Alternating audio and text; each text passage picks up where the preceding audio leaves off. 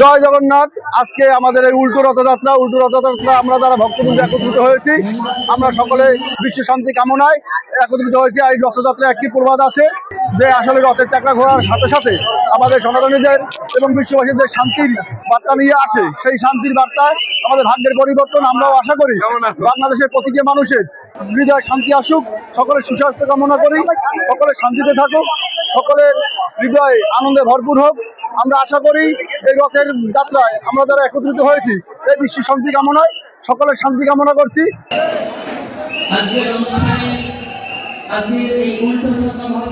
ভগবান জগন্নাথ তার ধাম পরিত্যাগ করে, মানে সে যে বৃন্দাবনে পরিত্যাগ করে সে এখন তার নিজের ধামে স্থানান্তর হয়েছে। তার সেই নীলাচলে সে যাইতেছে। মাসি বাড়ি থেকে জগন্নাথ এখন তার নিজের ধামে সে যাইতেছে। আসলে জগন্নাথের কাছে জগন্নাথ পাপ ধরে রাখে না, পাপ ধরে রাখার লাগে অন্য কারো দায়িত্বে আছে।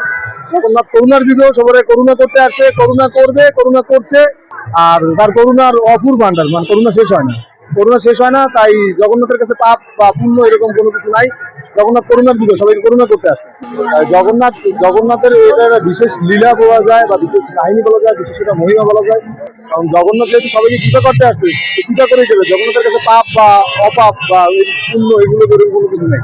আজকে ভগবান জগন্নাথ নিজের মাসি বাড়ি দিয়ে এখন নিজের শ্রীমন্দিরে যাচ্ছেন। তারা তার মাসি বাড়ি থেকে ফেরত যাবে। আমরা রথযাত্রার দিন এই ঘটনাগুলি সবাই শুনেছি, আজকে আর পুনরাবৃত্তি না করি। তবে আজকে ধন্যবাদ জানাই আজকের সবার আমাদের সম্মানিত প্রধান অতিথি, এই বরিশালের সন্তান, এই জীবনানন্দের শহরে তার বেড়ে ওঠা, এখানে এই মাটি মানুষের সাথে তিনি রাজনীতি করে বড় হয়েছেন। আজকে তাকে একটি বড় দায়িত্ব দিয়েছেন বাংলাদেশের প্রধানমন্ত্রী, আমাদের সিটি কর্পোরেশনের সম্মানিত প্রশাসক অনুরূপ মেয়র।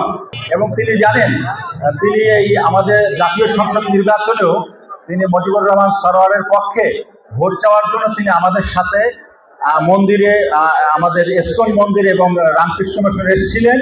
তখন আমাদের প্রভু এবং মহারাজরা তাকে স্বাগত জানিয়েছিলেন এবং তিনি ঘুরে গিয়েছিলেন। আমি তাকে ধন্যবাদ জানাই আজকে আমাদের এখানে আসার জন্য, এবং ধন্যবাদ জানাই অন্যান্য অতিথি যারা আছে, আমি নাম মেনশন না করলাম, আমাদের পূজা পরিষদ, কল্যাণ ফ্রন্ট সহ আমাদের শ্মশানের সভাপতি, সেক্রেটারি সহ যারা রয়েছেন।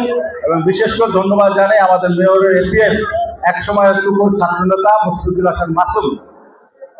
প্রিয় ভক্তবৃন্দ, আমরা একটু পরেই বক্তৃতা না শুনি, একটু পরেই আমরা উত্তর রথযাত্রা চলে যাব। আমরা ধন্যবাদ জানাই আমাদের বাংলাদেশের মাননীয় প্রধানমন্ত্রী তারেক রহমানকে। আমি আগেও বলেছি, তিনি কিছুদিন আগে বরিশাল তার শুভ আগমন হয়েছিলেন, তখন তিনি নির্দেশনা দিয়েছিলেন দলের উচ্চ পর্যায় থেকে সকল পর্যায়ে প্রশাসনকে, যাতে আমাদের সনাতনীরা সুন্দরভাবে এই রথযাত্রা এবং উল্টো রথযাত্রা সহ এই অনুষ্ঠান সুন্দরভাবে সমাপ্তি করতে পারি।